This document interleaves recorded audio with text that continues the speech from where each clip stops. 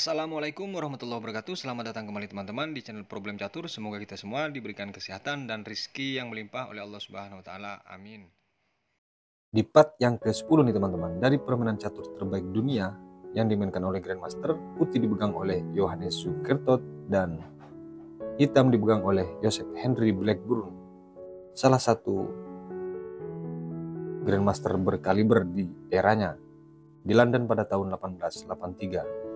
Dimulai dari simpat, E6 dan E3, kuda F6 dan kuda F3, B6 dan gajah ke2, pembukaan Inggris varian Kurajika dimulai, gajah B7 dan rokade langsung dari putih, dibalas dengan D5, D4 dan gajah ke D6, kuda C3, rokade dari hitam, B3, kuda ke D7, gajah B2 dan menteri ke 7,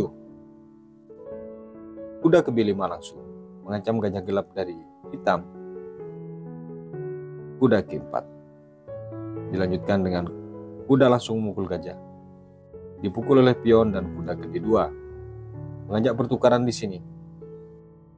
Kuda diangkat ke F6 untuk membackup ketika terjadi pertukaran atau putih memaksa. F3 dibalas dan kuda kali kuda, menteri kali kuda, pion kali pion, dan gajah kali pion. Di sini gajah terang dari hitam, menusuk ke arah sayap raja, ditutup dengan D5 dengan langkah dia sendiri teman-teman. Gajah ke D3, artinya di sini peluang untuk menyerang dari hitam ke arah sayap raja dari gajah terangnya sudah tertutup oleh dia sendiri. Benteng ke C8, benteng A ke E1 dan dilanjutkan dengan benteng C7. Berniat untuk menyusun tentunya. E4 dibalas, benteng A ke C8, E5 dan di sini kuda ke E8. Putih di sini bertahan total teman-teman. Dia tidak bisa masuk ke pertahanan sementara perwiranya tidak bisa dikembangkan, sementara dari putih sangat leluasa untuk menggerakkan perwiranya. F4 di sini dibalas dengan G6. Benteng ke E3 dan dilanjutkan F5. Di sini langsung dipotong invasan oleh putih teman-teman. Dipukul oleh kuda F5. Jelas di sini bahwa menteri yang di E7 terpin oleh benteng. Hanya salah satu pion yang bisa mukul di G6 teman-teman. Dan masalahnya jika di sini dipukul oleh pion, akan terjadi menteri langsung terancam. Kalaupun di sini kuda ke 4 teman-teman, maka tetap akan dipukul. Setelah dipukul, G3 langsung cek, siap menyerang ke H8, D5. Yang ini membutuhkan pengorbanan selanjutnya. Langkah terbaik pasti E5, F4. Dan ini susah untuk dibendung teman-teman. Artinya ujung-ujungnya dikorbankan adalah menteri nantinya. Kalaupun di sini benteng ke-8 untuk mencoba memaksa, maka kuda tetap akan dipukul. Dipukul oleh menteri, dipukul juga. Setelah dipukul maka checkmate. Kembali ke posisi di set F5 teman-teman. Langkah partai hitam memainkan kuda ke-4. Dia menutup lajur gajah terlebih dahulu daripada masuk lebih jauh, maka di sini langsung dipukul oleh gajah. Dipukul oleh pion, dilanjutkan dengan pion kali pion, sekaligus membuka celah untuk menyerang. Di posisi ini sebenarnya teman-teman harusnya dipukul terlebih dahulu pion yang memang menjadi batu sandungan. Tapi dari hitam, dia memilih mengancam menteri dengan melangkahkan C2. Pion kali pion cek, H8. Dilanjutkan dengan D5 cek, yaitu dengan dibukanya pion, gajah gelap dari putih langsung terbuka. E5 ditutup. Menteri B4 mengajak pertukaran tentunya. Tapi masalahnya jika dipukul menteri ini, maka menjadi terancam posisi dari hitam. Langkah partai dari hitam, dia memilih benteng yang di C8 naik ke C5 untuk melindungi pin atau pertukaran tersebut. Benteng F8 langsung cek. Lagi-lagi dipaksa untuk menteri bergerak dari posisi yang penjagaan pion di E5. Langkah yang sangat spektakuler dari Yohanes Zurketot ini, teman-teman. Langkah partai, raja yang memukul pion. Jika di sini dipukul oleh menteri, teman-teman, akan datang cek. Dipukul oleh gajah. Dan raja setelah memukul H7 akan datang cek lagi. Tentu di sini checkmate yang tidak bisa dihindari. Langkah terbaik kemanapun dijamin checkmate, teman-teman. Kembali ke posisi di saat benteng F8, langkah partai dipukul oleh raja pion tersebut. Menteri cek langsung, dilanjutkan dengan G7. Langsung dipukul oleh gajah pion yang di E5, sekaligus cek. Tawarannya hanya memukul atau dilindungi dengan menteri, atau dipukul oleh menteri. Apakah seperti itu langkah dari hitam? Ternyata dia memilih memukul benteng yang di F8, teman-teman. Gajah langsung cek G7, sekaligus di sini mempertaruhkan menteri. Sebenarnya di posisi ini sudah boleh menyerah, tapi masih dilanjutkan oleh hitam dengan raja G8. Dan setelah menteri ini dipukul, baru dia menyerah karena dia sadar partai masih panjang dan berat untuk dilanjutkan ketika dipaksakan atau dipaksa untuk dimainkan. Gajah terancam dan ancaman checkmate. Kita lanjut ke partai berikutnya. Di partai kedua ini, putih dipegang oleh Mikhail Botvinnik dan hitam dipegang oleh Smyslov di World Cup Championship 1954. Perebutan juara dunia di sini, teman-teman. Dimulai dari D4, kuda F6, C4 dan G6.